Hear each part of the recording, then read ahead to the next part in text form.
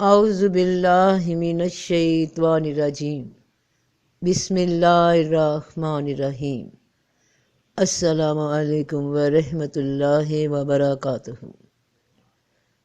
بڑے بڑے علماء کے بیان سنیں اور پڑھے کہ وہ فرماتے ہیں کہ رسول پاک صلی اللہ علیہ وآلہ وسلم نے معراج میں اللہ پاک کو دیکھا، اور حوالہ دیتے ہیں سورۃ النجم اس کی آیات 8 اور 9 کا، کہ پھر نزدیک ہوا، پھر اور بھی قریب ہوا، پھر فاصلہ 2 کمان کے برابر تھا یا اس سے بھی کم۔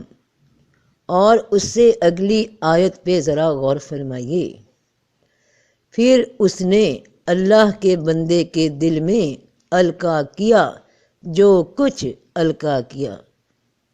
اب ذرا پہلی وحی کے واقعے پہ نظر ثانی کیجیے کہ آپ صلی اللہ علیہ وآلہ وسلم غار حرا میں تھے، اور وہاں جبرائیل علیہ السلام کا ظاہر ہونا، اور پھر آپ صلی اللہ علیہ وسلم کو اقرا پڑھنے کا کہا۔ اور جب آپ صلی اللہ علیہ وسلم نے فرمایا کہ میں ان میں سے نہیں جو پڑھنا جانتے ہیں، تو حضرت جبرائیل علیہ السلام کا آپ صلی اللہ علیہ وسلم کو سینے کے ساتھ لگا کر بھیجنا، اور پھر اس کے بعد آپ صلی اللہ علیہ وسلم کا قرآن کی وحی کی آیات کا پڑھنا شروع کرنا۔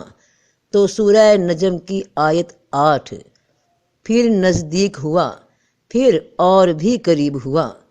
جب آپ صلی اللہ علیہ وسلم نے فرمایا کہ میں نہیں پڑھنا جانتا، تو حضرت جبرائیل علیہ السلام کا رسول پاک صلی اللہ علیہ وسلم کے نزدیک آنا، پھر اتنا نزدیک آنا کہ پھر فاصلہ 2 کمان کے برابر تھا یا اس سے بھی کم، یعنی سینے سے لگا لیا۔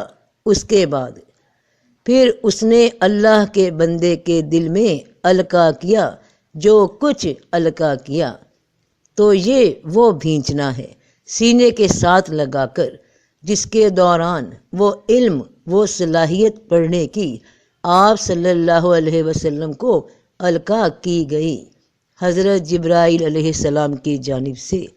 اس کے بعد پھر ایک ملاقات ہوئی، اور رسول پاک صلی اللہ علیہ وآلہ وسلم کی حضرت جبرائیل علیہ السلام سے ان کی اصل شکل میں جب رسول پاک صلی اللہ علیہ وسلم غار حرا سے نیچے تشریف لا رہے تھے، اس واقعے کا بھی ذکر اسی سورہ نجم میں ہوا کہ بڑے طاقتور نے اسے سکھایا ہے جو بڑا زور آور ہے، پس وہ قائم ہوا، اور وہ افق کے اونچے کنارے پر تھا۔ تو رسول پاک صلی اللہ علیہ وسلم نے حضرت جبرائیل علیہ السلام کو دیکھا کہ زمین سے آسمان کے اونچے کنارے تک موجود تھے۔ اور اونچا کنارہ کیا ہے؟ ستارے کی قسم ہے جب وہ ڈوبنے لگے۔ ستارے کے ڈوبنے کی جگہ کون سی جگہ ہے جنہیں تم لوگ بلیک ہولز کے نام سے جانتے ہو؟ یہ بلیک ہولز آسمان کے دروازے ہیں۔ تو پہلے آسمان کے اونچے کنارے سے لے کر زمین تک رسول پاک صلی اللہ علیہ وآلہ وسلم نے حضرت جبرائیل علیہ السلام کو آسمان کے دروازے سے زمین تک اترتے دیکھا۔ یہ ملاقات ایک بار اور بھی ہوئی، اور اس کا ذکر بھی اسی سورہ نجم میں فرمایا گیا ہے کہ اور اس نے اس کو ایک بار اور بھی دیکھا ہے سدرۃ المنتہا کے پاس، جس کے پاس جنت الماوا ہے، جبکہ اس سدرہ پہ چھا رہا تھا جو چھا رہا تھا۔ نہ تو نظر بہکی نہ حد سے بڑھی، بے شک اس نے اپنے رب کی بڑی بڑی نشانیاں دیکھیں۔ تو ان آیات میں حضرت جبرائیل علیہ السلام سے 3 ملاقاتوں کا ذکر ہے، جن میں سے 2 ملاقاتوں میں حضور پاک صلی اللہ علیہ وآلہ وسلم نے حضرت جبرائیل علیہ السلام کو ان کی اصل شکل میں دیکھا تو رسول پاک صلی اللہ علیہ وآلہ وسلم نے اللہ کو اپنی حسی نگاہوں سے نہیں دیکھا، تو علماء کی یہ بات غلط ثابت ہوتی ہے۔ اب یہ بات میں کیسے کہہ سکتی ہوں؟ تو میں یہ جسارت اس لیے کر رہی ہوں کہ اماں عائشہ رضی اللہ تعالیٰ عنہ کی حدیث مبارک ہے اور انہی آیات سے متعلق ہے۔ ذرا آپ بھی نظر ثانی فرمائیے کہ حضرت مسروق نے بیان کیا کہ میں نے عائشہ رضی اللہ عنہا سے پوچھا، اے ایمان والوں کی ماں، کیا محمد صلی اللہ علیہ وسلم نے معراج کی رات میں اپنے رب کو دیکھا تھا؟ عائشہ رضی اللہ عنہا نے کہا، تم نے ایسی بات کہی کہ میرے رونگٹے کھڑے ہو گئے۔ کیا تم ان 3 باتوں سے بھی ناواقف ہو؟ جو شخص بھی تم میں سے یہ 3 باتیں بیان کرے وہ جھوٹا ہے۔ جو شخص یہ کہتا ہو کہ محمد صلی اللہ علیہ وسلم نے شب معراج میں اپنے رب کو دیکھا تھا وہ جھوٹا ہے۔ تو پھر انہوں نے سورہ انعام کی آیت 103 تلاوت فرمائی کہ اسے آنکھیں نہیں دیکھ سکتی اور وہ آنکھوں کو دیکھ سکتا ہے اور وہ نہایت باریک بین خبردار ہے، اور کہا کہ کسی انسان کے لیے ممکن نہیں کہ اللہ سے بات کرے سوا اس کے کہ وحی کے ذریعے ہو یا پھر پردے کے پیچھے سے ہو۔ اور جو شخص تم سے کہے کہ نبی کریم صلی اللہ علیہ وسلم آنے والے کل کی بات جانتے تھے یعنی غیب کو جانتے تھے وہ بھی جھوٹا ہے۔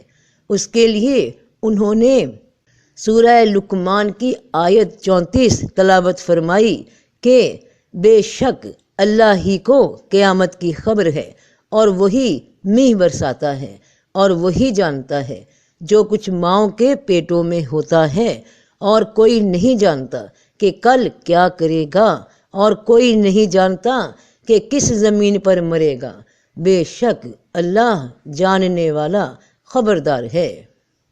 اور جو شخص تم میں سے کہے کہ نبی کریم صلی اللہ علیہ وسلم نے تبلیغ دین میں کوئی بات چھپائی تھی وہ بھی جھوٹا ہے۔ پھر انہوں نے سورہ مائدہ کی آیت 67 میں فرمایا کہ اے رسول، جو تجھ پر تیرے رب کی طرف سے اترا ہے اسے پہنچا دے، اور اگر تو نے ایسا نہ کیا تو اس کی پیغمبری کا حق ادا نہ کیا، اور اللہ تجھے لوگوں سے بچائے گا۔ بے شک اللہ کافروں کی قوم کو راستہ نہیں دکھاتا۔ تو فرمانے والی کون؟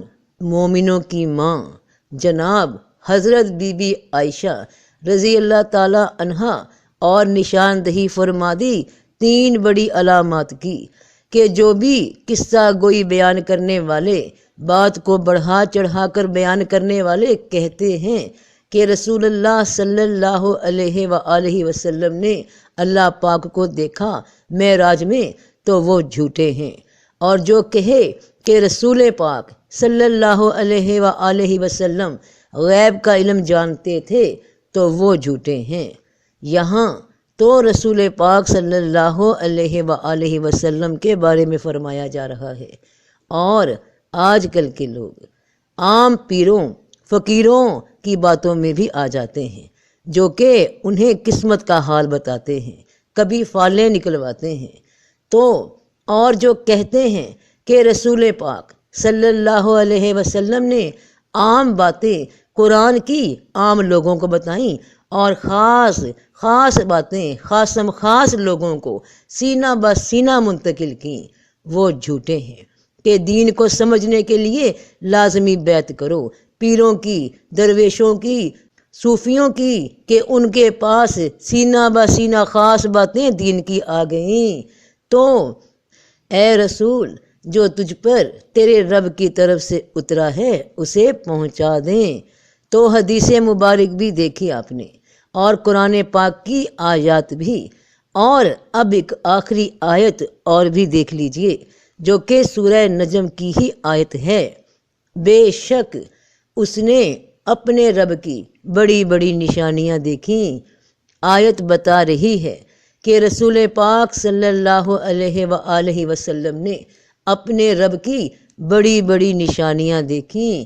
یہاں یہ بھی تو فرمایا جا سکتا تھا کہ رسول پاک صلی اللہ علیہ وآلہ وسلم نے معراج کی رات اللہ کی بڑی بڑی نشانیاں دیکھیں اور اپنے رب کو بھی دیکھا، مگر پورے قرآن میں کہیں ایک بھی ایسی آیت موجود نہ ملے گی جس میں ایسا ذکر ہو۔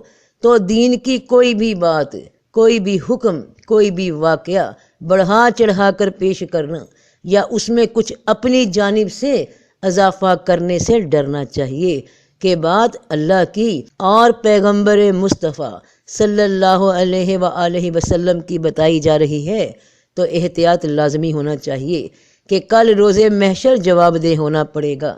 اللہ پاک بچائے، اللہ پاک معاف کر دے کہ کوئی بدعت کوئی بات بڑھا کر بیان کی جائے، اور اللہ توفیق دے کہ بات جیسے بیان ہوئی انہی الفاظ میں آگے بیان کی جائے۔ آمین یا رب العالمین۔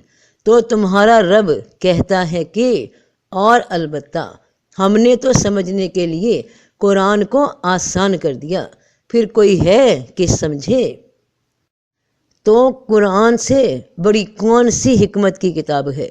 قرآن سے بڑھ کر کون سا علم ہے؟ قرآن سے بڑھ کر اور کون سا راز ہے جو صوفیوں کے نام پر، درویشوں کے نام پہ لوگوں نے کہہ دیا کہ یہ بات عام انسان کے لیے نہیں، یہ خاصم خاص کے لیے ہے، جبکہ رب کہتا ہے کہ یہ قرآن نصیحت ہے۔ تو ہے کوئی اس سے نفع اٹھانے والا، ہدایت لینے والا؟